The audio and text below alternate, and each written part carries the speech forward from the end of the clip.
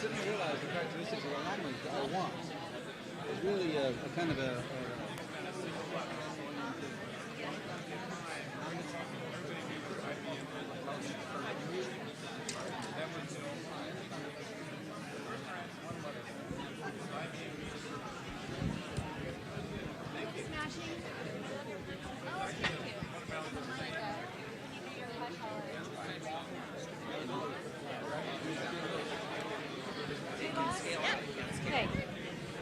Hello, good evening.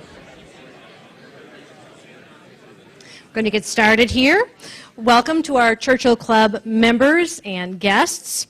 My name is Karen Tucker. I am the Churchill Club's Chief Executive and Board Member. Happy to welcome you to our first program of the new year. SRI is generously hosting and sponsoring our program tonight, and so would you please join me in thanking SRI.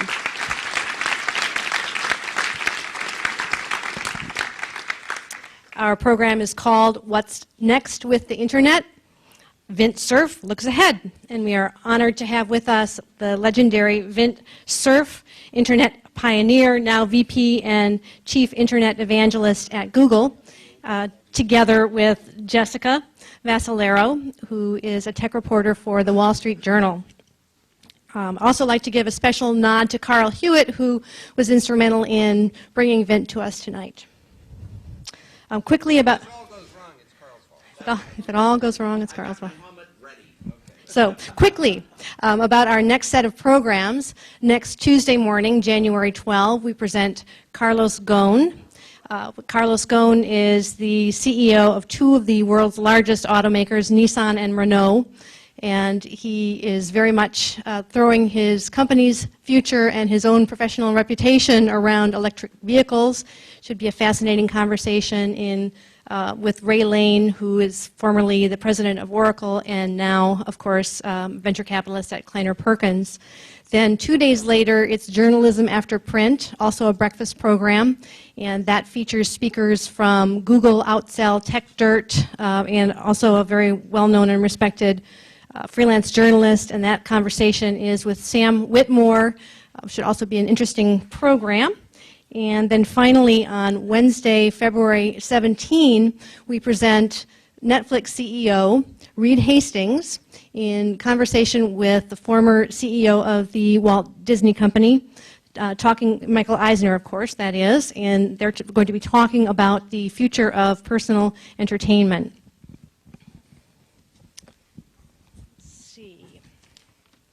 And I also wanted to mention that 2010 is the club's 25th anniversary year.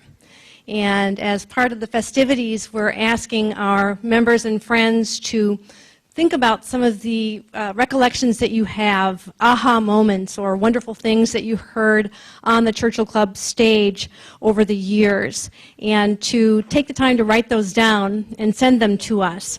I mean, you can send them to me directly, and my email address is ktucker@churchillclub.org. Now, our moderator, Jessica Vascellaro, is a reporter for the Wall Street Journal. She joined the paper in 2005, and she is responsible for the paper's news and feature coverage of Google, Yahoo, Facebook, and other internet startups. She moved to San Francisco. Well, let's say instead of other ones, internet startups then, Carl. She moved to San Francisco from New York about 1.5 years ago and has, I guess, traded in her winter boots for being able to run, and she has taken up kite surfing and other Bay Area pursuits, and since coming out here, she has broken a number of major news stories, including the appointment of Carol Bartz as Yahoo's CEO and the Justice Department's investigation into the Google Books settlement. She is a regular guest on NPR and NBC's local tech show, Press Here. Jessica, we look forward to your conversation with Vint tonight, and the microphone is yours. Let's welcome Jessica.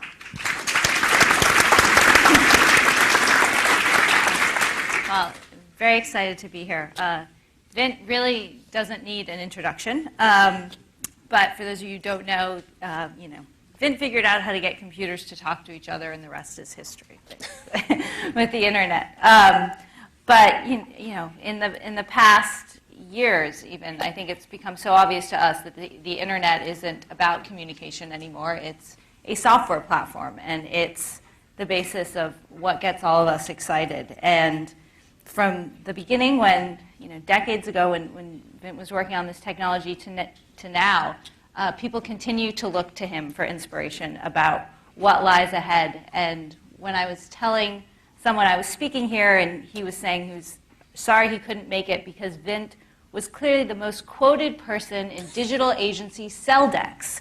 So even marketers who are trying to get business and show that they're ahead of the curve are quoting Vint, of course, along with every other technologist who wants to know what he's saying. So we're going to ask him to look into his crystal ball today. And that's very appropriate considering the temperature in Washington, D.C., which is where I came from. You know, I brought my crystal balls with me. Now, my next joke, which was, well, now I'll say it, but I was going to make a joke about the future looking, to use a bad internet pun, cloudy with the cloud computing. But you've beat me to that, so let's just dig in, and of course we'll talk about many of the tech trends, hopefully touch the policy issues, and then hand it over to you guys. I would love to start with mobile, because I think it's on everyone's mind, and I'm lugging a new Nexus around that I'm testing. I'm glad to hear that. 30 days. And what do you mean lugging? This is a fairly lightweight piece of equipment. 133 grams, which is 3 grams lighter than the iPhone, so 130 milligrams. But, or grams. Anyway, how are we going to be using our phones in 5 years, these super phones? Well, actually, first of all, it's a little hard to tell, isn't it? Because these are open platforms. And the whole point of an open platform is to allow people to invent new applications and make it easy for people to download and use them. So it's almost impossible to make really good predictions, but let me make a few anyway. One obvious one is that I just realized this microphone doesn't quite go when I turn my head, so I'm going to turn my whole body. All right. So one of the things that you can easily predict is that more and more appliances of all kinds will be part of the internet environment, whether it's home appliances, you know, the refrigerators and ovens and so on, or things in the office equipment, which is already starting to happen, right? The projection systems and printers and so on are part of the internet. The reason that that's relevant to a mobile is that once you put all these appliances up on the net, whether it's a private local network just in your house or one which does interconnect with the public internet, in which case access controls and so on are very important. But once you do that, the mobile is potentially the remote controller for all of these things. Or it becomes a means by which you can reach an intermediary that's up on the net that offers to manage your equipment and appliances and maybe your entertainment for you. So this mobile now replaces all those damn little remotes that are sitting there on the table in front of you. If you're like me, you know, you fumble around to figure out which is the right one to use right now, and that's the one with the dead battery. So and most of the mobiles you have to keep charged up because they do so many things for you anyway. So you get rid of that problem. You get rid of all these damn little gadgets who have too many buttons on them anyway, and you wind up with something that has a nice, simple web-like interface to it. And maybe you even get some help from an intermediate party who's offering you services to manage those devices. So that's absolutely predictable. Are there any companies that are taking steps that are already direction? starting to do that? I actually don't know if there are. And if Google were doing that, I couldn't tell you anyway. So, but I don't know. Google does have there's the power meter. Well, the power meter thing is a a different kind of thing. I mean, the power meter is sitting there, it's a physical piece of equipment and a piece of software. But you could easily imagine using your mobile to get access to the information that you want to know about how am I using electricity, or how do I want to change the profile of my use of electricity in the, as you get to peak loads and maybe peak load pricing and things like that. So if you're willing to not have the water heater heating, you know, during the peak load, that's cool. You save money, and it keeps the power company from having to build capacity that it doesn't really need more than 2% of the time. So the mobile now becomes the remote control, for one thing. Apart from that, I think you're also going, I hope anyway, by 5 years' time, that there will be internet capability in most automobiles. or at least new ones, anyhow. The mobile might actually help us get there, because you could easily imagine having a car with a local network which doesn't yet happen to have internet capability, except when you get into the car with your mobile, you suddenly become the router that connects the car to the rest of the internet. There's one particular circumstance where this would be wonderfully useful. Have you ever been caught in a traffic jam where you can't see where the end of it is, and the other cars on the other side are whizzing by? Every one of the drivers in that car knows the answer to the question you have, which is, when does this thing end? And you'd like to be able to get the answer to that. This way you get that capability. They should be tweeting at you, right, to tell you what the answer is. So I'm anticipating those sorts of things happening. Then there's one other interesting possibility. The current Android operating system has allowed a lot of interesting experimentation to go on. And one of the experiments that I've been doing, not for Google, but for NASA, is to see whether we could put the interplanetary protocols on top of the Android operating system. And it's not because I want you to be able to call Mars with your mobile. That's not the point. The interplanetary protocols are extremely robust in fairly hostile conditions. The Defense Department has tested these things in tactical military communications, and they've worked extremely well. So what I'm anticipating is that if this works in the mobile environment, civilian mobile environment, that we might see that suite of protocols, in addition to the ones we're currently using today, become a part of the normal protocol complement. And if that's true, then you'll be able to have interactions that would ordinarily not work very well, because TCP breaks if the connectivity breaks and you don't have end-to-end communication, but the DTN protocols are much more robust in that regard. There's even some work going on now Cisco, as you may know, launched a router on Intelsat 14. So we now have a packet capability on Intelsat 14 in space, and one next possibility is to put the DTN protocols on that satellite. So at some point, you might see, 5 years from now, the ability to use these protocols through satellites from your mobiles. So that's another possibility. Rewind a bit to talking a bit about the protocols, okay. And because they struck, I had to do a lot of Wikipediaing to get some of that stuff. But it sounds very exciting. But just talk about your work there in developing those, and what, why you developed them, where they are. Why would you do interplanetary anything? Exactly. Right? Well, yeah. Some people, of course, think, oh, you're building this interplanetary network, and then you're hoping somebody will come. No, that's not what's going on. The short story is that almost all of our interplanetary work, our being the U.S. and the rest of the world, involves point-to-point radio links to communicate with the spacecraft back to Earth. There's something called the Deep Space Network, which the Jet Propulsion Laboratory runs, which has 3 big 70-meter antennas that are stationed about 120 degrees apart on the Earth at Madrid, Spain, Canberra, Australia, and Goldstone, California. So no matter how the Earth rotates, those big antennas can see out into the solar system. But most of the applications have been point-to-point radio links. Well, that's a very constrained kind of network. One link, maybe a radio relay, but that's about it.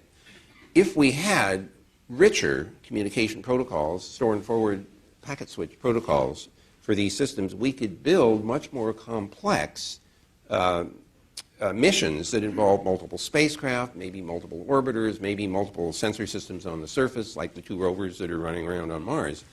So my colleagues at the Jet Propulsion Lab, and now the other laboratories of NASA, have been finalizing the design of these interplanetary protocols to be used by all of the spacefaring nations.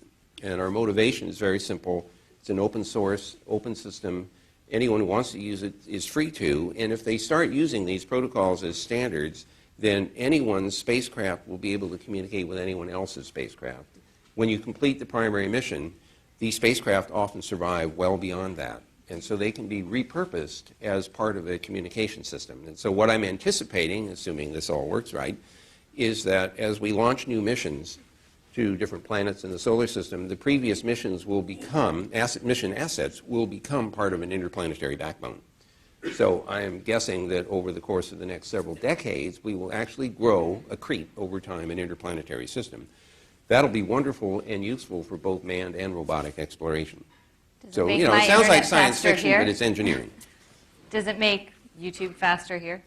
I mean, are there applications or uses for it that are terrestrial? Well, the terrestrial applications are the ones that don't work very well when you have very hostile environments, interference, loss of connectivity. The interplanetary protocols anticipate that. And it's pretty obvious why. I mean, think about trying to talk to a rover on the surface of Mars. Mars is rotating. We haven't figured out how to stop that. So you can't talk to it when it's on the wrong side of the planet. But if I had an orbiter that I could pick up, then I could transmit data to the orbiter, and the orbiter could transmit data to the rovers, which, by the way, is how it works now. It's been reprogrammed to run in store and forward style instead of point-to-point mode. So we're getting 99.9% of all the data that we're expecting to get back from Mars is coming back through a store and forward network. It's only 2 hops, but it's sort of the primitive. Well, the ARPANET was only 4 nodes, right? So we're at the stage now where we were 40 years ago in terms of space internetworking. But hell, I wish I was 8 years old because I'd like to see how this turns out about 50 or 60 years from now. Another trend we can't hear enough about these days is cloud computing and tying into just all this connectivity we have. And what's next? I mean, I think most people here have sort of agreed that there's massive efficiencies to be had with cloud computing. Google can't stop talking about it. But I mean, what is next? And I know we talked a little bit about cloud exchanges. And I thought that was interesting. Well, in fact, interestingly enough, there's a guy who used to work here at SRI International. His name was Dan Lynch. Dan Lynch started and ran and then sold a company called Interop. Some of you will remember that. It was a wonderful exhibition of Internet capability, and it was part of the whole story of commercializing Internet equipment, technology, and services. Well, Dan convened a meeting here at SRI in this room about 6 months ago and brought us together to talk about interconnecting clouds of computing systems together. Well, this is a really interesting concept, right? Because there are different companies making clouds. We make clouds at Google, Microsoft makes clouds, Amazon makes clouds, IBM makes enterprise clouds. There are lots of these different systems. They're all kind of different. They aren't all the same, but they have the same character. Lots and lots of machines all working together trying to solve problems for people who are remotely accessing them. At some point, it makes sense for somebody to say, I want to move my data from cloud A to cloud B. And the first problem is that no cloud knows about any other cloud. It doesn't know even how to say, move it from cloud A to cloud B. That's like the internet problem. Because in 1973, when Bob Kahn came to Stanford and said, hey, we have this problem, there wasn't any way for the networks of the day to speak about another network. They had no vocabulary for that. And even if they could refer to another network, they didn't know exactly what the other network would do for them. Well, the cloud situation is exactly like that. We don't have any inter-cloud standards. So anybody who's looking for a dissertation topic, this is a good time to do it because we're at the same point now in 2010 with intercloud as we were in '73 with internet. So people are going to want to move data around. They're going to want to ask clouds to do things for them. They may even want to ask 2 clouds or more than 2 clouds to interact with each other in order to take advantage of the computing power that those clouds have.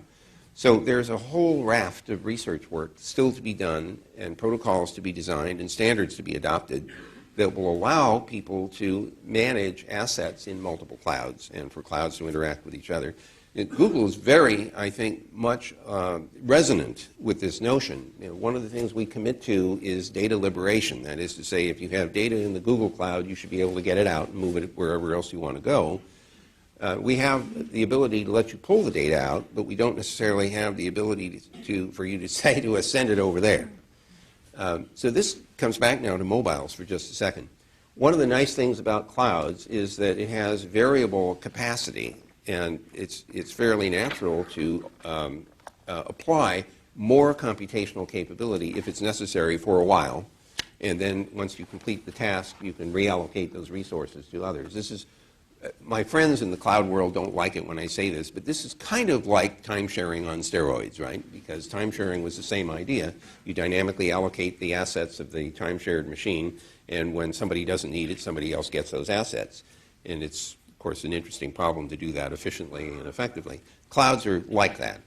So the notion of a mobile as a kind of cloudlet is interesting. So if it has the same protocols that the clouds do for interacting with each other, it will be like the internet. The internet doesn't care that one guy is a microprocessor and somebody else is a supercomputer. From the standpoint of the protocols, everybody is equal. So I think that mobile should be cloudlets in some sense. They should be able to interact with clouds the way any other cloud would interact with you. It's just that, well, it has a finite capacity and it has maybe a little less bandwidth, but from the protocol point of view, it should be sort of equal. That means that a mobile, if it's a cloudlet, can tell these two clouds to go do something together. And so I don't know how long it's going to take to get this all sorted out. In the case of the internet, it took 10 years from 73 to 83 when we finally rolled it out. But it was 5 years to do the basic design and standardize that, and another 5 years to do the implementations in a lot of operating systems. So if we could rely on that as an indicator, maybe the intercloud problem could be solved in 5 years' time. So to come back to your time frame, by 5 years from now, maybe we really will have an intercloud capability, and mobiles can be part of that. So there. All right. Right.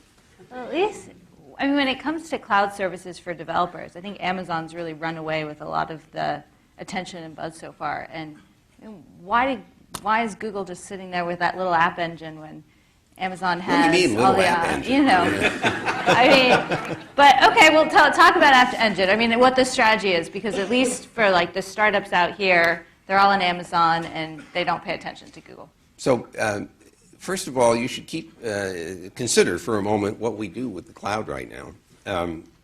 We run a whole set of applications in the cloud which have been designed and implemented around the cloud architecture and a lot of the underlying systems. We're not running random stuff on that cloud.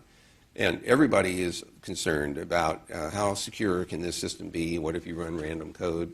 We're already enough concerned about browsers downloading random JavaScript and then executing it to have gone to build Chrome and release that as what we hope is a more secure environment with sort of sandbox capability to try to minimize the risk factors. So the question about running arbitrary code in the Google Cloud is an open question. It hasn't been proposed, or if it has, it hasn't been adopted as a tactic for us. And I can't tell you that it would become a proposition. It depends a lot on our ability to service all the other applications that people rely on without having the cloud system run out of capacity running arbitrary code. So, we may let other people try that out. Would it be problematic for Google if, all these internet businesses get built in Microsoft's cloud or Amazon's cloud? Or I don't think so, and the reason is that I think that ultimately there will be a real demand for enough standardization that you can use anybody's cloud. Now, there might be pressure to run arbitrary code in the Google Cloud. You can't do that today, and I don't know. If that becomes a popular model, and if it makes sense for us to incorporate that into our business model, that might happen. But frankly, our business model doesn't need that right now, as near as I can make out. That's an engineer pretending to be a businessman. You should watch out for that. I want to shift gears a little bit and talk about Washington, because you are a Washingtonian and been very involved in every sort of internet policy issue down there. And one thing us out in Silicon Valley have been hearing since President Obama started running during his campaign was that this was the first tech administration, and oh my God, these guys get it. And yeah, they really do. So tell us, besides the YouTube weekly video addresses and all that stuff that we see, I mean, what really is different? And then maybe we can get some of the policy issues too. The two people who are the most visible, or three people that are the most visible in this administration who really get the importance and utility of the network and cloud computing and everything else are Anish Chopra, the CTO, and his deputy, Andrew McLaughlin, who is at Google, and the CIO, Vivek Kundra, who's CIO in the OMB. And it's a really interesting combination. It's a very powerful combination because Anish and Andrew have policy responsibility, and Vivek has the responsibility for dealing with the president's budget with regard to IT. And if they work together well, the implication of that is that the policy for government agencies is going to be influenced by your ability to get your budget into the president's budget. So if Vivek isn't persuaded that the proposal that has to go into the president's budget is appropriate, and he's going to be getting a lot of input from Anish and Andrew, then it's going to be hard for an agency to steer away from what the president wants to happen or what Anish and Andrew would like to have happen. So that's a very powerful grouping of people. The other thing I would observe is that there are a number of people, young people, from my point of view anyway, in the administration now who really have grown up in this environment and appreciate the horsepower that you can get out of information technology and the potential efficiencies that you get out of it. So one thing I hope you've all noticed is that Vivek has pushed really hard to get agencies in the U.S. government to expose information which should be available to the American public. After all, our taxes paid for it. People like Carl Melamed, whom I'm sure many of you know, is another great proponent of trying to unlock information that's held in the administration that should be available to the public. And so efforts are underway to make that happen. And I think Vivek has also made it very clear that he wants to do the same thing that he did in the D.C., Washington, D.C. district as the CIO. He wants the U.S. government to start using cloud-based computing techniques in order to not only be more efficient, but also to enhance the ability of agencies to collaborate with each other. If you look at cloud-based applications, the fact that you're sharing common content in the cloud is a very powerful collaboration tool. And if anybody's paid any attention to some of the recent problems that have shown up in the intelligence community, you'll notice that collaboration turns out to be a very important part of it. Sharing of information is an important part of it. And cloud computing has this nice characteristic that there's never any question about what's the latest version of something. It's the version that's in the cloud, as opposed to who has the copy on their laptop or their desktop that's the current version.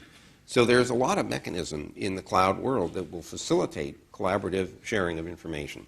And I'm pretty sure that the guys in the current administration do get that. What about, so out of Washington, we're hearing a lot of talk about tighter privacy regulations these days. And people at the FTC have gone as far to say that they think that there should be some more regulation and we shouldn't let internet companies self-regulate. What do you think what do you think they should do, and what do you think will happen in the coming months? So, first of all, there's no question in my mind that privacy is at the top of many people's thoughts. More and more information about us seems to be in digital form in various and sundry places. And I think a lot of us care a great deal about that. I can tell you Google cares a lot about that because we recognize that our products and services are dependent on people's willingness to trust us with their information. Your email is in our servers. Your documents are in our servers. Your spreadsheets are in our servers. Not only do you not want us to accidentally release them, but you also don't want somebody user A shouldn't be seeing user B's stuff. So we're very conscious of the need to build the system to provide those protections. On the other hand, I have to tell you, as an American, I look at our behavior patterns, and I look at my own, and I'm embarrassed because I have credit cards. And at the end of the year, I get this report from American Express saying, which hotels I was at, which airplane rides I took, and what else I bought, in date and time and everything. I can throw my diary away because the credit card company knows everything about me. And so I look at that, and I say, holy cow, and then I say, well, would I stop using my credit card? The answer is no.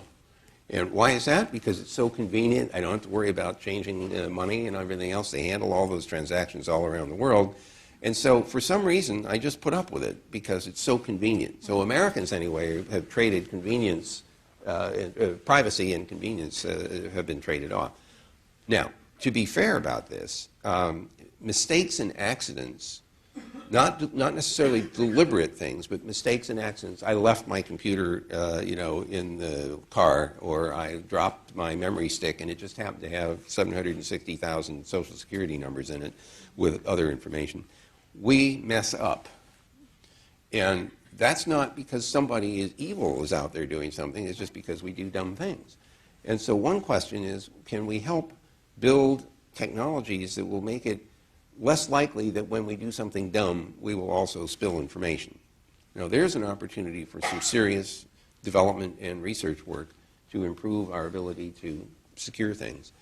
Is that just better and better encryption? People tend to imagine that privacy and security are affected simply by having more crypto. And we all should understand that crypto is a part of the story, but it is not the whole story by any stretch of the imagination. Lots and lots of bad things can happen. And there is the inverse problem of that. My disk is encrypted. Somehow the password got corrupted, and I couldn't remember what it was. Well, so we have a problem, right? And eventually we were able to work our way through all that. But I have to tell you that trying to secure things and keeping things private and protecting everything has its side effects. And so the real problem and the real challenge is to figure out how to design and implement systems that are easy to use and still provide adequate security. SSL, for example, or TLS, is a good example of that. You don't notice it because you're not asked to provide anything. It's just an exchange of keys. The keys get generated on the fly, and you build an encrypted tunnel between the source and sink. You don't notice that, but it's protecting your privacy, except for one thing. It protects the data as it's going through the tunnel, but what if the machine that the data lands on is open? So, that's a separate technical problem. Privacy is also a policy problem. So let me rattle on here for one moment. I used to work for a company called MCI, and they knew everything about their customers' calling patterns. They knew what numbers they called, they knew when they called the numbers, they knew how long they talked. We treated that information as private information. As a business practice, we treated it as private information. We had to decide to do that. It was important to us that we decided to do that. That doesn't mean that we didn't screw up. There were times, I don't know of any, but there may have been times when that information got released. But the business policy was just important as the technology. What happens when the government calls, though? So, well, I'm sorry? What happens when the government calls MCI and says... So, well, now we get into this interesting tension between privacy of individuals and the security of the society. And there have been books written about this tension. I remember at least one called Limits to Privacy. The book was about the tension between protecting people's privacy and protecting the society from people who wanted to do harm. And the question is, what's the balance? And we're a nation of laws, theoretically, and we're supposed to follow the law. So if the law says that under certain conditions you have to divulge that information, unless you choose to break the law, you have to divulge it. But in the meantime, you should be protecting it, except under those specific circumstances. Now, you started out by saying the government is worried about privacy and might want to introduce more regulatory constraint with regard to protection of privacy. I think that's not an unreasonable thing for the government to try to do. Look at HIPAA, for example, in healthcare. There is, however, a big problem, and I'll shut up on this point after this one more point to make. I've been watching the standards development effort for healthcare, and I can tell you it's become extremely complex and messy and aggregated because security has permeated all of the protocol architecture. And the problem with allowing everything to get affected by that is that it gets so complex that you're not clear whether after you implement it all, it actually does what it's supposed to do. And so there needs to be some clarity and some simplification and in the design and architecture of systems like that so that you can actually implement them in a way that you can convince yourself works. And there's work to be done there for HIPAA, for the healthcare, for financial transaction records, and for even the smart grid program has a security element to it because you don't want some 15-year-old to take over the control of the power generation and distribution system. So all of those systems require some very care in the reference architecture and the protocol architecture, and right now there's still work to be done. What role is Google playing in this work? I mean, all these issues are at the heart of its business. Well, Google has a specific interest in the smart grid. I have a personal interest in this, quite apart from my Google role, because I spend a lot of time with the National Institutes of Standards and Technology on their Visitors Committee for Advanced Technology, overseeing the activities of NIST. And 3 of the activities are lodged in the Information Technology Laboratory, specifically for healthcare IT standards, for the smart grid standards, and generally for cybersecurity. So I have a personal interest in trying to participate in sorting through the architectures and the designs of those things. And Google, of course, is going to care a great deal about that because ultimately we want our systems to be consonant with and able to support whatever those security techniques are. When Google starts to get involved in standard setting these days, or they're such a target with their growth that it seems like people are so suspicious of them. And so how does the company, has the company had to rethink how it advocates for certain things and how vocally it does things? Because, Well, we try very hard to work in the Open Standards Forum according to the Open Standards rules. And so as an example, in the Internet Engineering Task Force, I've always thought that you checked your guns at the door, that you are not representing a company, you're representing technical expertise. And we play that game by those rules. So we do have people who show up at the various standards-making activities, but we try to do that in an absolutely technical way which is intended to benefit everybody. That's why we spend so much time with open standards, and we spend time with open source as part of our policy. So I can't do anything about people who are suspicious of Google. They will be suspicious, and the only thing I can think of that might be helpful is that there's a lot of conspiracy theories, and I've been thinking maybe we should just have a conspiracy theory page which we will put up the latest conspiracy that we're working on, so people don't have to invent them. We'll just say, okay, so this is our conspiracy of the week. With an FAQ, right? That's right. Or pick one from A, B, and C, and with 2 you get egg roll or something. So the whole idea here is to be as open and transparent as possible about our standards making work. We know that we benefit, and we know others do, from having open standards, really. What do you think will happen around the net neutrality debate? We have these now, some actual guidelines that the FCC's put out, but where's this headed? Well, you know that the FCC, under the previous administration, did try to incorporate 4 openness rules into their rhetoric, and we've been advocating a few more, one of which has to do with avoiding anti-competitive action. Just because you happen to control a broadband access resource should not empower you to interfere with someone else who wants to compete with a higher level application. So, if you're a company that's offering video services because you're a cable company, and you are also providing broadband internet service, it should be the case that you are not allowed to interfere with someone else's ability to deliver video service through the broadband channel just because you happen to make a business of that. And of course, sometimes there's a reaction of the form, we own this system and you shouldn't interfere. The trouble is there isn't very much competition in the broadband market, and at best there's 2 competitors with the same substitutable services. And the consequence of that is that that's not a market that is disciplined by competition. And in the absence of competitive discipline, you need to have regulatory discipline. My view right now is that there's nothing stopping anyone who's offering those broadband services from also offering value-added services. They should be able to compete in the marketplace just like everybody else. My view, and I think Google's position, is that they simply shouldn't be able to abuse their access to and control over the broadband channel to prevent other people from offering those same services to their subscribers. And if we get to that point where it's understood that it's just the competitive thing that's the issue, it doesn't mean that you can't charge more for more usage. It doesn't mean that you can't offer differential services to deal with low latency. It just means that you can't be anti-competitive in your behavior. I think that's a very reasonable outcome. Why doesn't Google get into the service business? Why? Some people would say it's getting closer with Gizmo 5, Google Voice, but in the wireless, why, if the service is so important to you guys, why not just offer a great cheap one? A great cheap wireless service? Yeah, or broadband service, or Actually, let's think about this for a second. We did do a little wireless network in Mountain View. I don't know if you know why we did that. It's because, as I understand it, this happened kind of just as I was joining the company.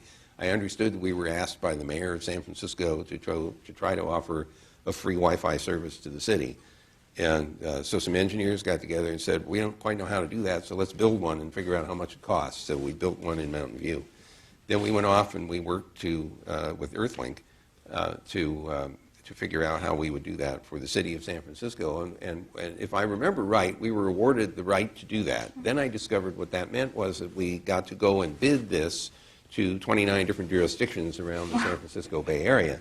Now we got down to the real issue, which was how much were we going to pay for the light poles, for access to the light poles. And then I don't know what happened in there because this wasn't part of my responsibility, but somehow I don't think that worked out very well. As a business model, it's very hard for me to imagine a global company like Google wanting to invest in infrastructure for the entire world. I mean, you may think that we're, infinitely wealthy, but we're not. And so putting capital into the entire world's communication infrastructure doesn't sound to me, an engineer, like a really good business model. On the other hand, as the chief internet evangelist, I think it's very important for everybody to build their own pieces of internet and connect them together, which is what's kind of been happening. If you look at the way the internet works today, it's hundreds of thousands of networks that are all voluntarily interconnected. So from my point of view, Google should be espousing more internet building, and it should do what it can to help facilitate that. But I don't think that we should be in the business of actually building and operating pieces of internet, except the parts that we have to use for ourselves. What about white spaces? I mean, I think Google has done a lot of work building out things to help prove the feasibility of that, and just came out and said that they'd be willing to have a database that would keep track of all this information. So it's sort of a fine line. That particular, first of all, our motivation in the white space is simply to open up more capacity that people could use.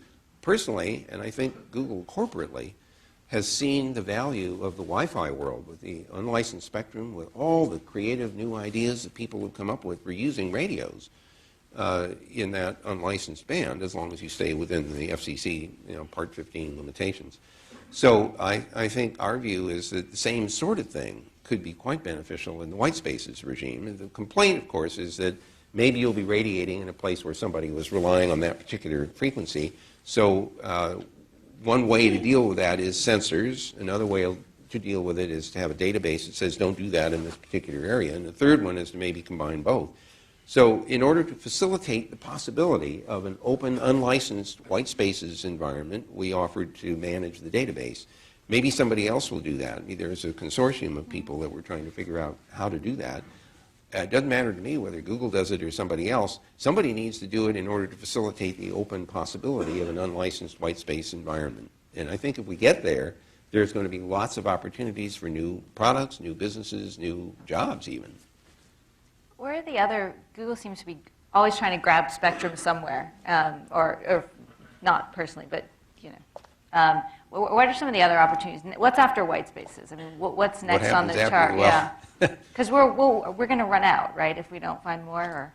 Well, actually, you have to be. First of all, you don't really run out of spectrum. If you talk to any physicist or engineer in the room who knows anything about this, you know that the spectrum just keeps going. The problem is some spectrum is easier to use than others. I mean, let's suppose we were using 60 gigahertz spectrum. This is really great. You get lots of bandwidth at 60 gigahertz. There's only one little problem. It's in the oxygen absorption band, and that means that about after half a mile, the signal has attenuated to zero, which the CIA likes a lot, right? Because you don't radio. Oh, all right. Oh, sorry. Shouldn't have said that. Some frequencies are useful because of the fact that they die out, which means they can be reused. And so the whole notion of microcells and everything else often is precisely based on the idea that you don't radiate too much. If you look at what Qualcomm has done, for example, in terms of its power control, it's exactly the idea. It tries hard not to transmit at any particular frequency any more loudly than it needs to in order to reach the next hop, but it's trying to not interfere too much with everybody else.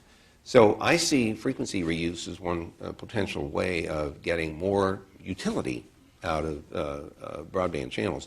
Ultra-wideband is another thing which has come and gone. If the FCC reinstantiates its Technology Advisory Committee, that committee, which I sat on for a few years, was focused on ultra-wideband as an avenue for doing a better job of sharing spectrum. Now, if you're like me and you believe in packet switching, then ultra-wideband is very attractive because it means that you could cohabit. Multiple parties could cohabit in the same ultra-broadband, wideband channels and transmit packets very, very quickly because of the bandwidth, and then get out, stop, and other people can share the capacity. So the whole idea behind packet switching was always sharing of broadband channels.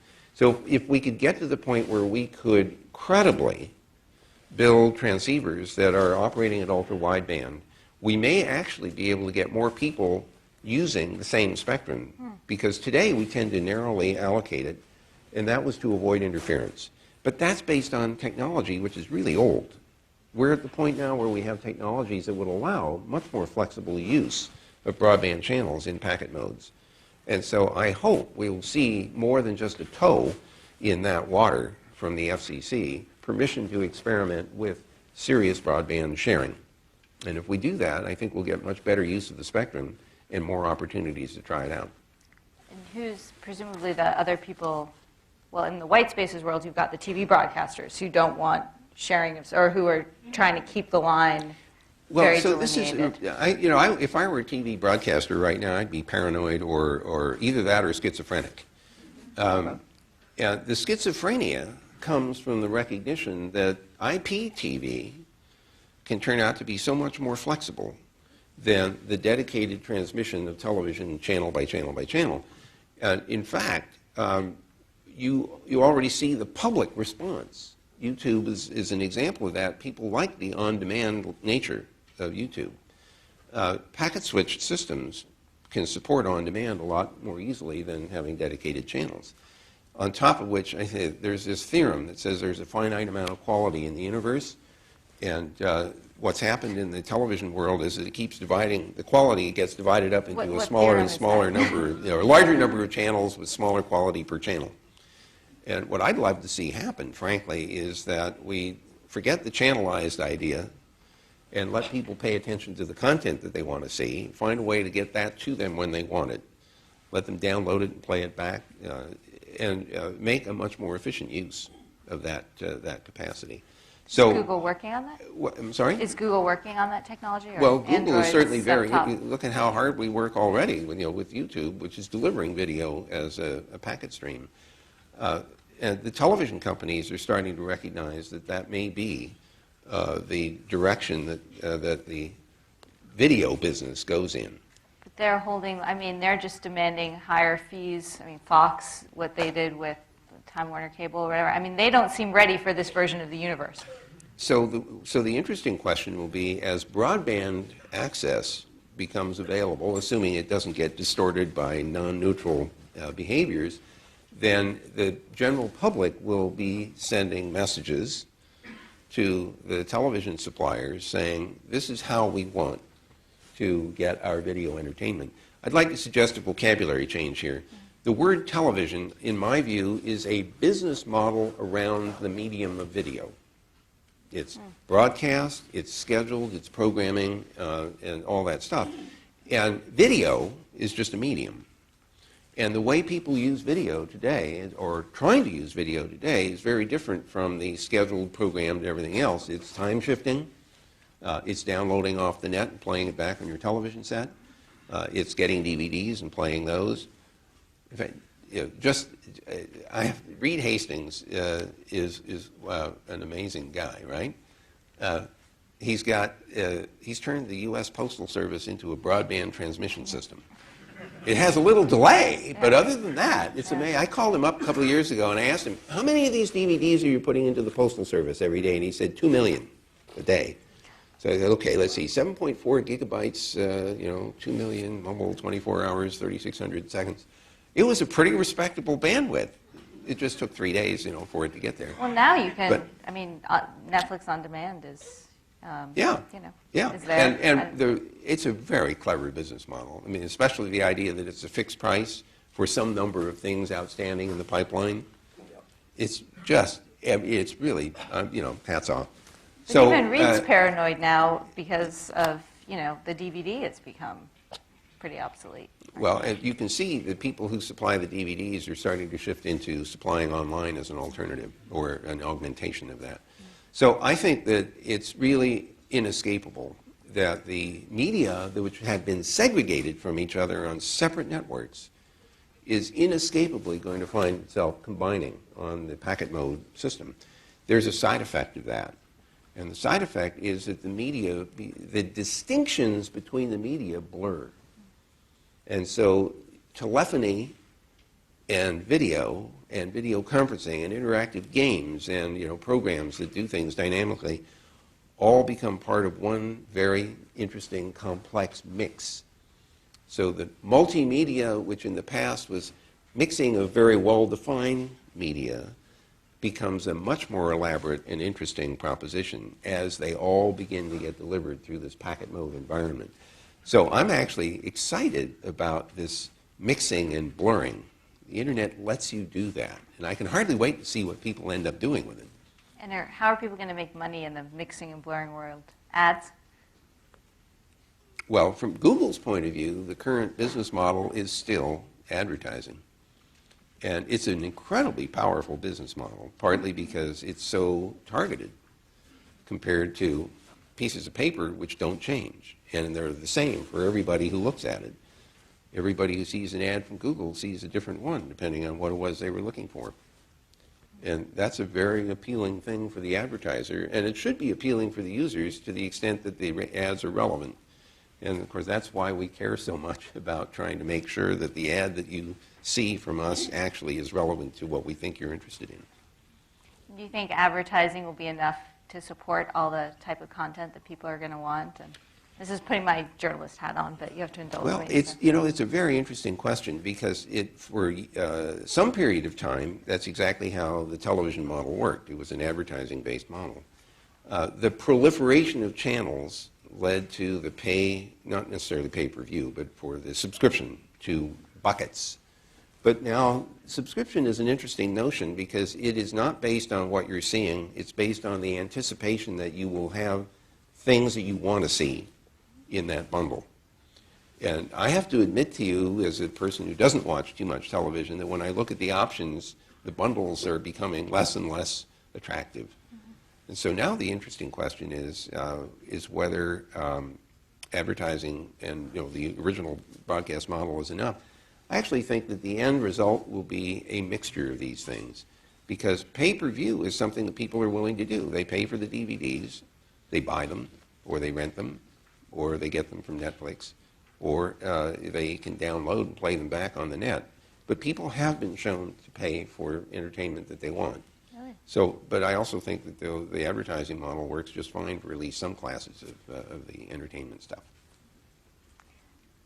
What are, give us a couple technologies that we haven't talked about that just get you really excited. What don't we know about that we need to know that's going to be big? Oh, well, actually, this is a particularly interesting audience. Somebody gave me an interesting statistic and said there were more PhDs within 50 miles of San Francisco than any place else in the world. And probably a lot of them are here in this room. So the chances are very good that anything I said was interesting they already know about. But I will tell you that I have become very excited about optical switching as an efficient way of moving huge quantities of information back and forth. The optical switches have this wonderful property. You're switching lambdas, wavelengths, right? And the fact that it's just the wavelength that's switching means that the guys on the ends can decide what data rate is being impressed on that wavelength. The switch itself hasn't any idea what the data rate is, so I don't have to change the switching technology when I change the data rates that are on that optical channel. So that's very attractive because you make an investment in optical switching and it works for a fairly long period of time independent of how you're modulating that optical signal. So I actually get very excited about that.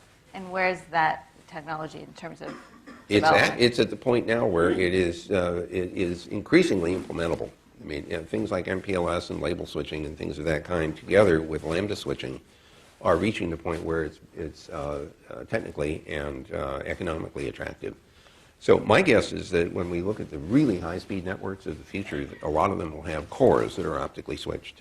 And then it's only at the edges where you demux into packets and then worry about getting things exactly to the right spot. I think this is going to be, it will save the scary problem of demand for increasing amounts of capacity in the core of the net. Cool. Great. Well, I think maybe okay. Here's one other. Okay, one more. For you astronomers who probably know more about this than I do, I'm sure, I understand that there's at least one telescope which is being built that has a 3 gigapixel CCD array. It's capable, I guess, of gathering. I did the math, and I can't remember what the numbers are now, but we were looking at hundreds of terabytes of data per night coming out of this thing. And so one of the big issues that I see that gets me very excited is that we're seeing scientific instruments that are capable of generating just ungodly amounts of information. It's like the Large Hadron Collider, assuming it doesn't blow itself up again, is going to be producing quads worth of data every time they do an experiment. I got to go down and look at one of the detectors. There's something really eerie about this. You get down into this tunnel, and you see something that must weigh hundreds of tons to look at something that's 10 to the minus 13 centimeters in size. And your first reaction is, it took all that crap to look at that tiny little thing. Yeah. The other thing that blew me away is that the number of interactions per second of the counter-rotating beams, 25 million interactions per second. In other words, the beams intersect at this one detector 25 million times per second, which means you only have 40 nanoseconds to figure out what the hell just happened. And so they have hardware which is detecting the energy levels. These things spray out in all directions. So you have to have sensors in all directions that pick up the signal and figure out which of those things happening in that 40 nanosecond interval are of interest, because you can't record all of it.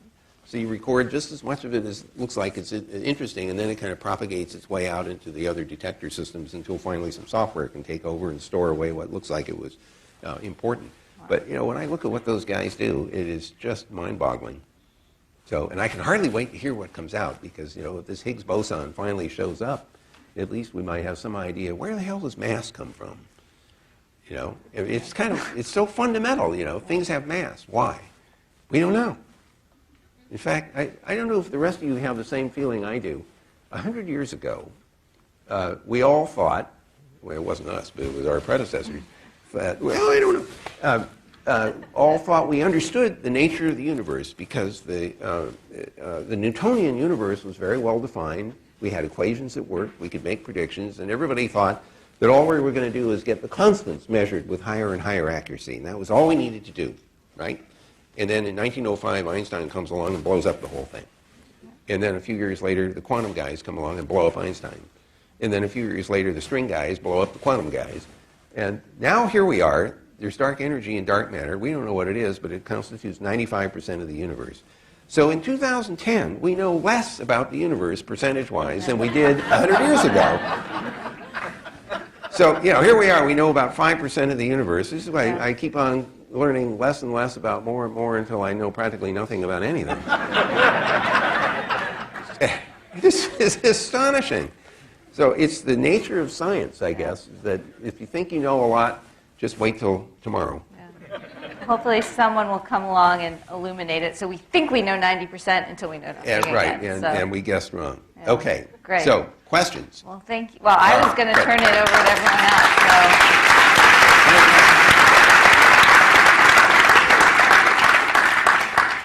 Okay, so let me explain what we're going to do next. I'm hearing impaired, okay? So what that means is that in order for me to understand your question, sometimes I have to run around like Geraldo in case I have to lip read. So that's what we're going to do. I'm going to run around with my little microphone, and my friend Carl has the first question. So Carl, what's your question? Thank you for a wonderful presentation, Vint. Our industry has been enormously successful in a very short period of time. And we've reached the point now where we're just about to become even more successful. For example, there's my friend here, the smartphone, right? I can't live without it. It's with me all the time, and it's about to become even more valuable. It knows more about me than my family. It knows the kind of food that I like to eat. It knows what I've eaten recently. It pretty much knows whether I'm hungry now or not. So it's got a lot of personal, intimate information about me. Now what happens when this thing has a lot of personal, intimate information about me? So what's always, right, always in the past, when that kind of information has gotten outside my brain, it's been regulated. The medical information got regulated. The legal information got regulated. So I think it's going to get regulated too. And it's inevitable. And the question now for Silicon Valley is, do we fight this regulation or do we facilitate this regulation? Now, since we haven't been regulated before, our natural reaction is, hell no. This will stifle innovation. This is coming from those guys back east who know nothing. They can't possibly do a reasonable job of regulating us. So let's just say no. Let's fight the damn thing. But I think we're going to lose. And what's going to, and what's going to be really interesting is there's a certain guy around here who we're going to be watching very carefully as to whether they fight the regulation or they facilitate the regulation.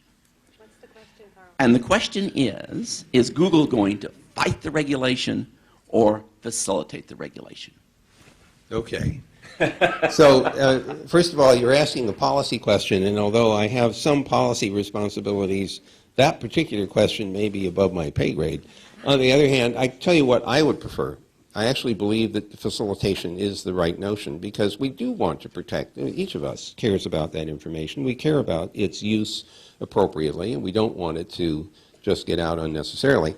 However, let me give you a little anecdote that might illustrate the interesting problems and maybe even suggest some answers. Let's suppose that you get very sick in a city you've never been in before, and you're in the emergency room. Now, at that moment, the one thing you want more than anything, if you're still conscious, is that as much information about your medical history is available to the emergency room people right then and now. The last thing you're worried about is privacy. You're worried about getting better. On the other hand, if you're still conscious, you're also thinking, I don't want that particular need to open up my records for the rest of my life to those people who served my need at that time. So you want transient access to that information. Well, this should cause the engineers to think a little bit more about the kinds of security mechanisms that might be implemented, including things that have transient authority. Now, I know you know this stuff inside and out. Kerberos is an example, a ticket granting technique which says it expires after a while. The credit card people figured that out. Your credit cards expire. There's a good reason for that. In case they get lost, they have only a finite amount of time before they're no longer useful. Also, you don't need necessarily to send out certificate revocation lists because with an expiration arrangement, it just expires and you accept whatever risk is during the period when it hasn't expired. So these kinds of scenarios should teach us a little bit about the kinds of solutions that we should be looking for. And regulation doesn't actually solve anything, right? Because it's like passing a law that pi is 3. You know, it's easier to remember, but your tires look really funny. So the fact that you the fact that you regulate something doesn't guarantee the outcome that the regulation is seeking to accomplish. And so from my point of view, because I think we have some utility in the intent, not in the regulation, but in the intent, then the best thing for us to do tactically is to help figure out how to achieve the intent in a way that actually works, as opposed to having laws passed and regulations invoked which are hard to and maybe impossible to enforce. So that's where I would come out on that, Carl. Okay, other questions? This nice lady over here. This is part of my health plan, by the way, running around in there. Hi. Hi. How you doing? Thanks for the phone. You're welcome.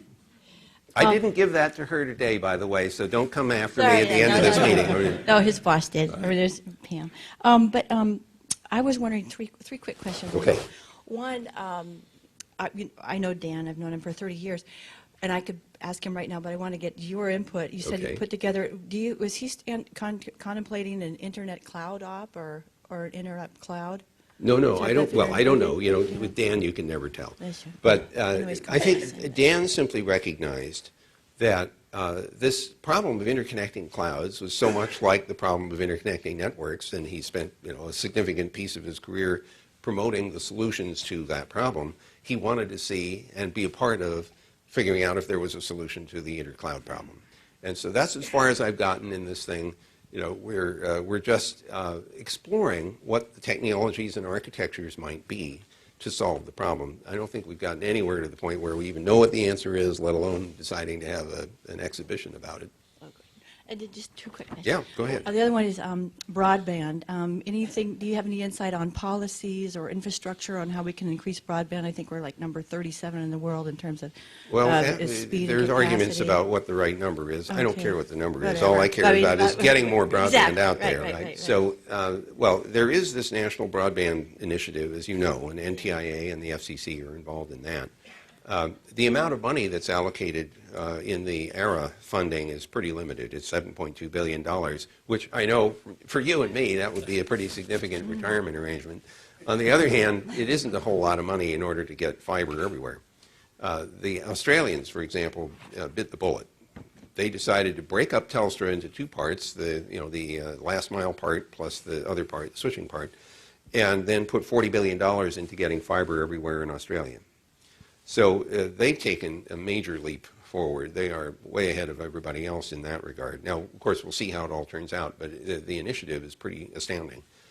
We aren't anywhere close to that. What I'm frankly wishing for, I'm not even necessarily hoping for, I'm wishing that our tactics as a country for broadband recognize that the value of broadband is not in creating revenues for the company that generates the broadband or provides the broadband service, but that our national interest is creating new jobs, new opportunities, new applications, and new businesses that work on top of that broadband. Or making it more efficient. And then the taxes that we collect from the new businesses and applications and everything else will be far more than the money we would have gotten, for example, from just auctioning the wireless waves.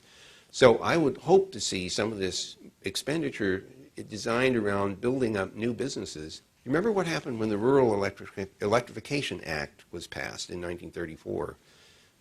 There were funds available at low interest rates in order to allow small businesses to provide telephony and electricity around the United States, especially in the rural parts of the country, which is where we suffer, especially with regard to deficits in broadband.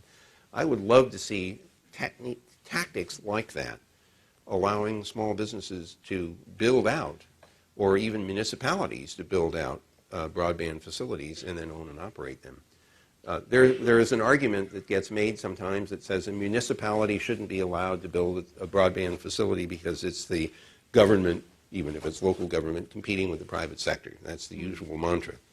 It strikes me that the more likely scenario is that some municipality decides to tax itself in order to get the capital to build out this thing, and then they hand a contract off to the private sector. And so the people who complain about this are only really complaining that they didn't get the contract. Yeah, right. It's not the government competing with the private sector. It's the private sector competing with the private sector. Okay, next question. Well, it's actually about submarines, and a friend of mine has flying submarines, and it's the world is 2/3 water. 97% of life on Earth is actually in the water, and Craig Venter would certainly agree with you there. okay. But most of it's microscopic. But anyway, yeah, that's all right, right. yeah, that's true. But I was just wondering, I thought it would be very interesting for Google to have Google Earth with submarines. Oh, well, actually, we have Google Ocean. I know you have Google Ocean. And Google but Ocean this was is intended to like give live. at least the topography of Right. the underwater part. Getting the rest of what's in the water, boy, I don't know. The problem is it's not stable. The topography doesn't change too often. Yeah. By the way, did everybody feel the earthquake today? That was, there was a little brief moment of, uh-oh. Yeah, fortunately, it was only, 4.1 Richter scale. Oh, well, we're accustomed to those. No big deal. Yeah. Anyway, the ocean, the ocean floor doesn't change too quickly, okay? But the ocean fauna and flora change all the time. So, But you have street views, so you could have ocean views. I'll tell you what, maybe you'd like to talk to Larry and Sergey. They do kooky things like that. Okay, all right. There's one back here. I hope I don't trip all over everybody in the process. There you go. You want to say who you are? Hi, Bill Sutter with Hi, Galaxy Bill. Ventures. You've talked a lot tonight about sort of back-end and internet guts issues, and I'm also very interested to hear what your vision is for how the internet user experience and the browsing experience is going to change over, let's say, the next 5, 10, and 20 years. Okay, well, I don't know if I can go all the way out to 20 years. One interesting thing about the way the internet works now, the World Wide Web part of it anyway, is that we find ourselves increasingly using browsers to get access to information services. And you can see Google's motion in that direction. Our investment in mobiles and the Chrome browser, for example, is indicative of a belief that we've come through a cycle where it's almost like 1960. Remember when we used to have terminals that connected to these big computing systems, and if you looked at the computing utility idea around 1965 was a giant building with smoke coming out the top that had a big computer in it, and everybody got access to it through the telephone network. Well, here we are, it's 2010, and we have these big buildings with smoke coming out, well, steam coming out the top, with a giant number of computers inside, and people getting access to them through a network from a remote device, which might be as simple as a netbook, that's running Chrome OS and Chrome browser and so on. So Google right now is very much oriented in the direction of having people do a lot of their computation using the remote resources of the data centers. I still think in the long run that the devices that we carry around are going to increase in their horsepower, because that's just what Carl was describing, how much is going on in his laptop or in his mobile today. So my guess is that the real story in the end is going to be a mixture of computation that's going on and applications that are going on in devices that we carry around with us, and substantial amounts of computation taking place in the data centers when we can't do it locally. Why might we not be able to do something for ourselves in a local device? Well, one answer might be that the information that's needed isn't there, and there's too much of it, and you wouldn't want to download it into the local device even if you could. That's the case where you want the computation to go to where the data is. Or maybe you need to do something that involves more than one data center or even more than one cloud. You don't want all that to happen in your remote device. You want to do that where the horsepower is and where the high bandwidth networking is.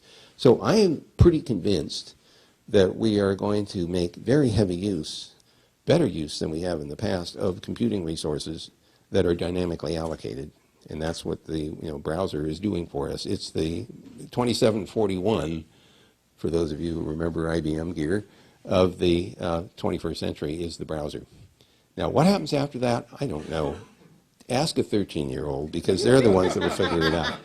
Yes, sir. Wait a minute, I'm sorry. This is the hard part, isn't it? There you go. I am Sridhar with LightNet. Hi I there. had a quick question. I remember reading somewhere that you'd indicated that if you could go back and design something in the IP addressing, that you would have separated the location and the identifier. Yes, I would. Yes. Can you elaborate on that? Yes. Okay, so this is a geek question. And I'm going to go around this way so I get out of everybody's way. When the TCP, well, actually, when TCP was the only protocol, there was TCP and IP later, but TCP was the first one. And so there was really only one identifier, and that was what we would call today the IP address. Then we split IP off from TCP, and we wanted IP to be this very simple kind of electronic postcard thing. And TCP was the thing that disciplined the unruly user datagram protocol, roughly speaking. So at the time when we split the TCP off from the IP protocol, there was some serious thought given to whether we needed another address space, another identifier space for the TCP layer. And I decided against it, thinking I was being incredibly clever and smart. I thought, well, actually, I don't need to have a separate one because the address is already there in the IP packet. So we'll create this pseudo-header thing that binds the TCP connection to the IP protocol, not understanding that things with IP addresses might actually move around. Now, you might say that at the time, the things with IP addresses were great big computers that didn't move around.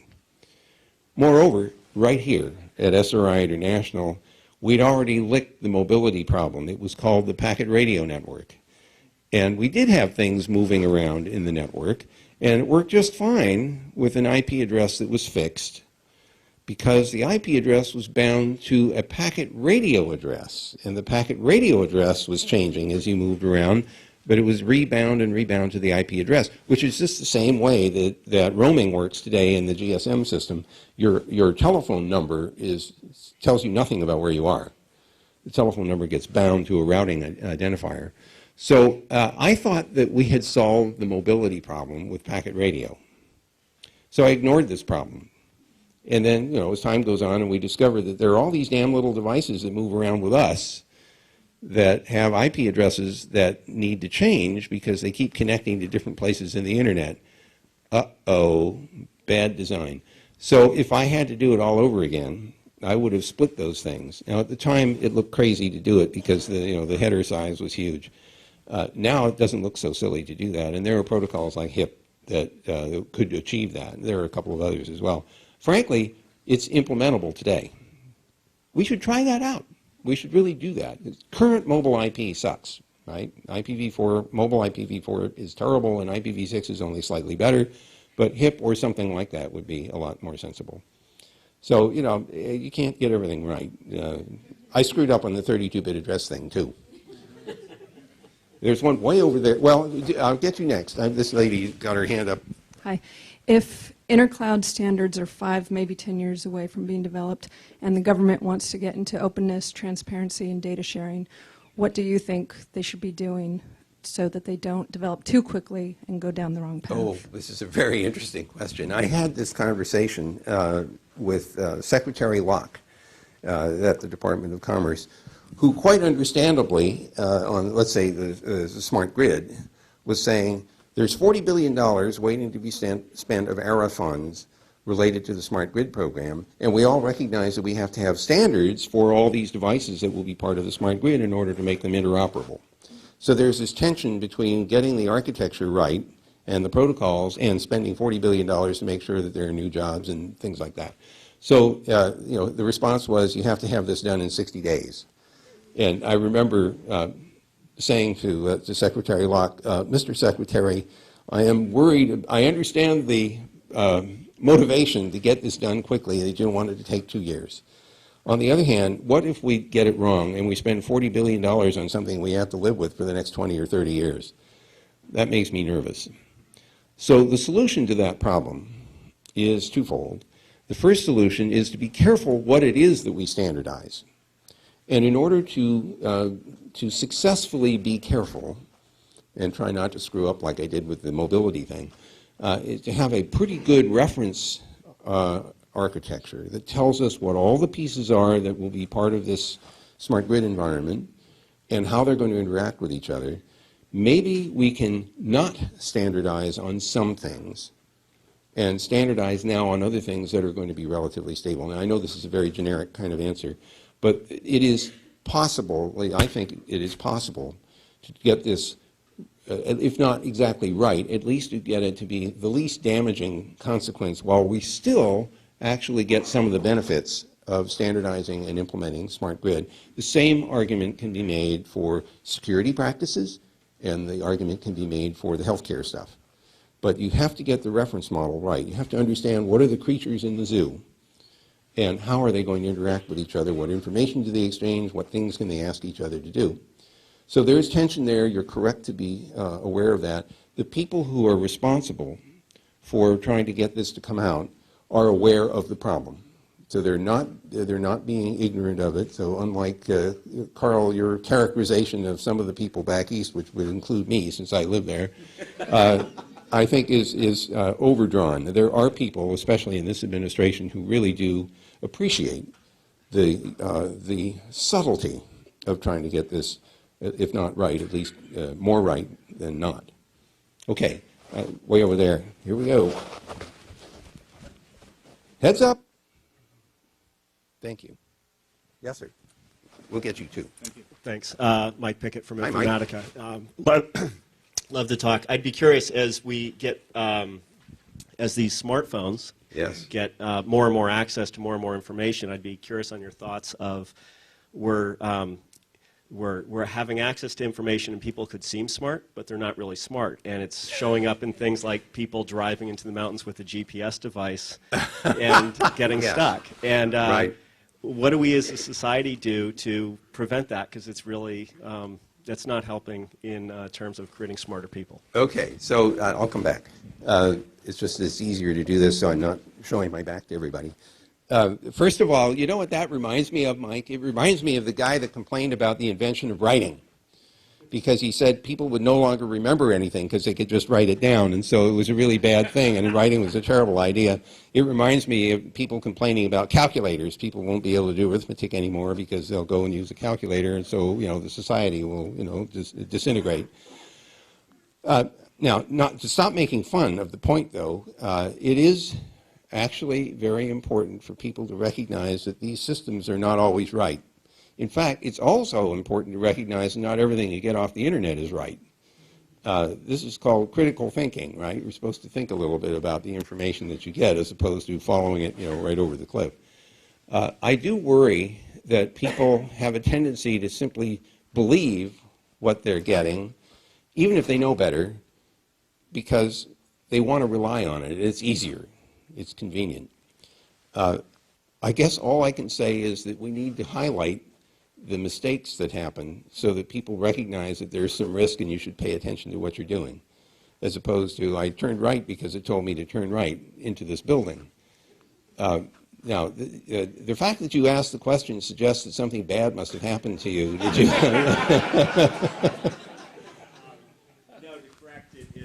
There, wait a minute. You got to use the microphone so they'll get this on tape. By the way, everybody understands this is being videotaped. Oh, wonderful. Okay, so you're on. No, I have a mother that was a professor in philosophy, and so it is about critical thinking, and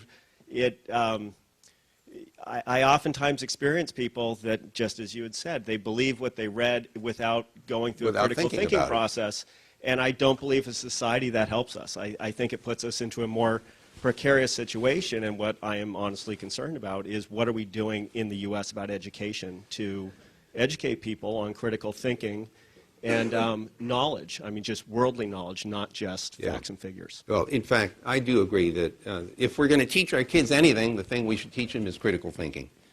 And, amen to that. Look, it's not just the internet that's the problem. It's every source of information. It's newspapers and magazines and radio. Your friends and your parents are sometimes wrong. And teaching kids to understand that that might be the case and to learn how to distinguish good quality information from bad quality information is the best lesson we can teach them. And if we teach them that, then these problems are going to be less a problem. Okay, it's Glenn. Yes, Glenn from Microsoft. So as the internet has grown by orders and orders of magnitude and is used for things that nobody could have imagined at the beginning it would be used for. How do you know that we didn't? All right, I guess I don't. No, you're right. Yes. Okay. It's amazing to me how little the protocols at the core of the internet have had to change, TCP, IP in particular. Yeah. And I was just wondering if you could comment on some of the engineering principles you used at the beginning that you think may have allowed you to develop a protocol that's been so flexible, so stable, and so robust for such a long period of time. Yeah, well, thank you. Actually, there is a very strong principle that drove a lot of this. One of them is don't try to standardize too much. In other words, do as little as you can get away with and have it work. So an example of a principle was that the network itself does not know what the packets are carrying. It has absolutely no idea. It's a bag of bits. And this end-to-end principle meant that when you wanted to add a new application, you didn't have to change any of the implementations of the network itself. Because all the network knew is that it had this little electronic postcard and it had to get it from here to there. But it didn't know what was in it, so it didn't know that it was voice or video or something else. Now, what happens when you make these simplifications is that you allow the network to evolve in ways that you couldn't predict. One of the things, the other reason that the Internet protocol has been so stable is that it didn't know how itself, the IP layer, didn't know how it was being carried. So the packets are not only oblivious to what they're carrying, they're oblivious to how they're being carried. which meant that when a new transmission system came along, as long as you figured out how to get a packet to be carried on that transmission system, it could become part of the internet technology. So the internet kept absorbing new technologies, and that was a very deliberate design decision that Bob Kahn and I made. We said we do not want the IP layer to have any knowledge of the underlying transmission and switching system.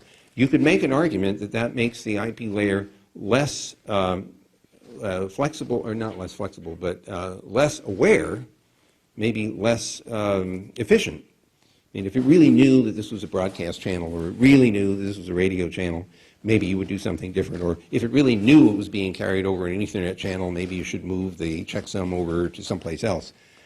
And some of those things actually came up, and we rejected those and said, no, we want this hiding of information among the layers. We wanted stability at each of the layers so that you could change things inside a layer without affecting a layer above or a layer below. Those were principles that really served us well. And so the one thing that we clearly are having to deal with now is expanding the IP address space so we get to 128 bits of IPv6. That's 3.4 times 10 to the 38th addresses. Where I used to say that was enough address space so every electron in the universe could have its own web page.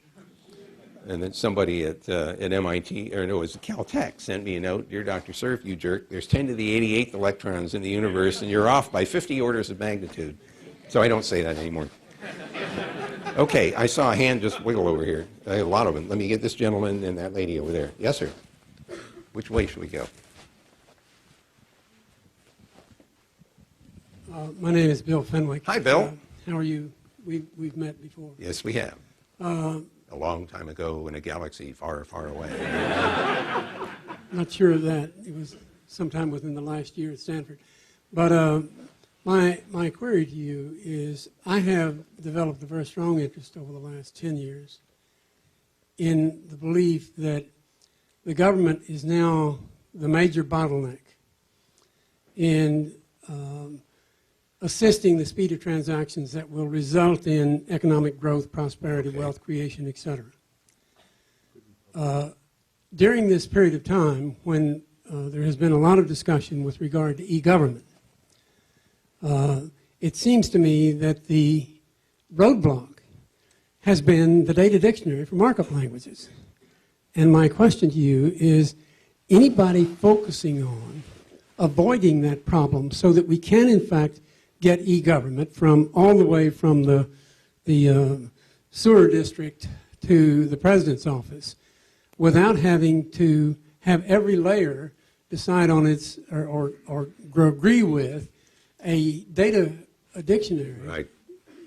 Okay, so what Bill is describing is a historically long-term hard problem, and it has a lot to do with ambiguity. I mean, a trivial example of a data dictionary collision is one database uses the word red to refer to the color, and another database uses the word red to refer to a political leaning, and when you try to merge those two databases together, you get really weird results. So the only person that I know about who has spent the last decade taking a whack at that problem is Tim Berners-Lee, who's trying to work out what he has called the semantic web. When I wasn't sure exactly what he meant by semantic web, and I had some fantasies in my head about what that was about, and I cornered him in Madrid, Spain in March this past year and asked him to help me understand a little more deeply what's going on.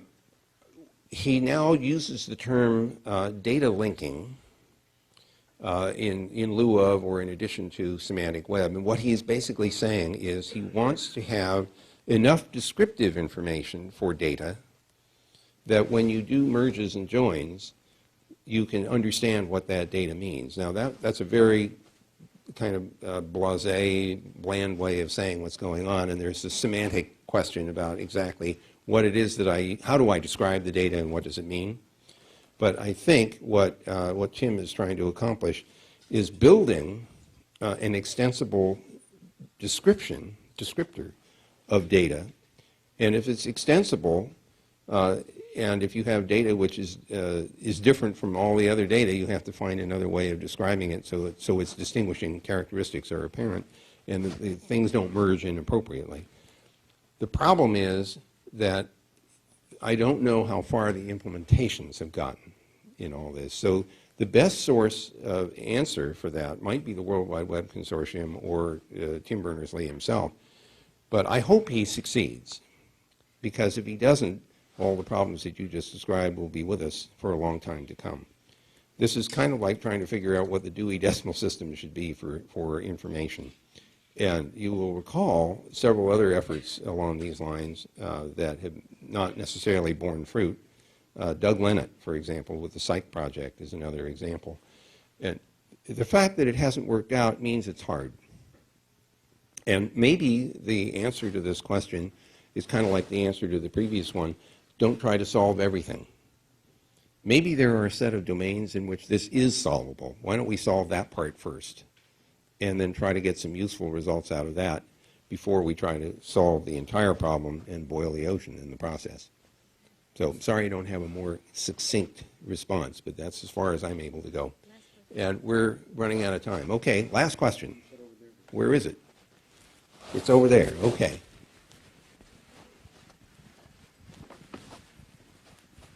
Yes, ma'am.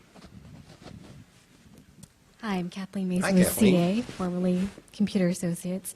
So cloud computing is the rage, and my question is, how do you secure the cloud efficiently and effectively? And the follow-up to that is, in your intercloud strategy, how would you secure, once you secure the disparate cloud, how Right. do you secure This this combination of intercloud? things. Okay, so this is like tell me all you know about the universe in 25 words or less.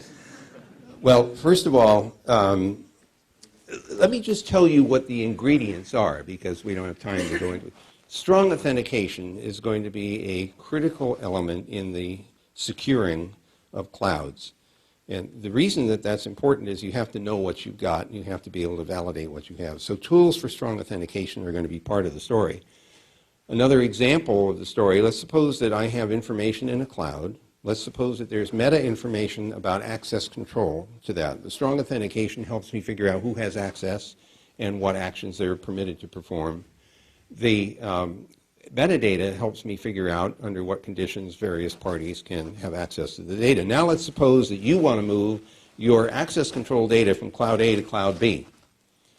And you'd like to have the same access control effectively in cloud B. So what do? Well, first question is moving the data itself, and the second one is how do I move the metadata in such a way that cloud B knows how to act on that metadata the same way cloud A did. In order for that to work, we have to have standards that allow the two clouds to exchange the metadata successfully. So the tool that I am using in my head right now for trying to think my way through that problem goes all the way back to 1970. Carl, you'll appreciate this. When we were doing the telnet protocols, every computer that was involved in the ARPANET had different kinds of terminals. And we knew if we wanted a terminal on an IBM machine to talk to the servers on a digital equipment machine, we didn't want the digital equipment machine to have to know about the details of the IBM machine, because it uses episodic, and we were using ASCII, and one was Echoplex, and one wasn't, etc. So how did we solve the problem? We invented a fiction called the network virtual terminal. And we said, if you're serving terminals that are out on the network, they all will exhibit this network virtual terminal interface. Whatever it is, they will all look like the network virtual terminal. I want a network virtual cloud. I want to define something that all clouds can pretend to be. It won't necessarily allow every cloud to exhibit all of its wonderful features in detail, but it will define what clouds can expect of each other in a standard way. So that's, I mean, conceptually, that's where I'm headed in trying to get this intercloud thing to work in the same nice way that the internet did. Okay, that's all the time I got. That's you're back on the microphone again.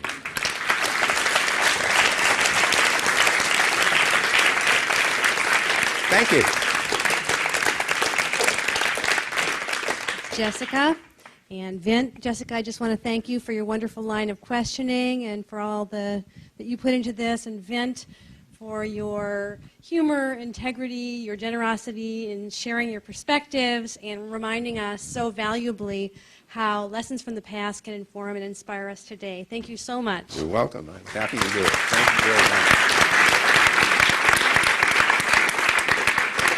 And also a big thanks to SRI and to Yeah. all of you for coming. I hope to see you next week. Good night. Okay, good night, everybody. Thank you so much. That was really well done.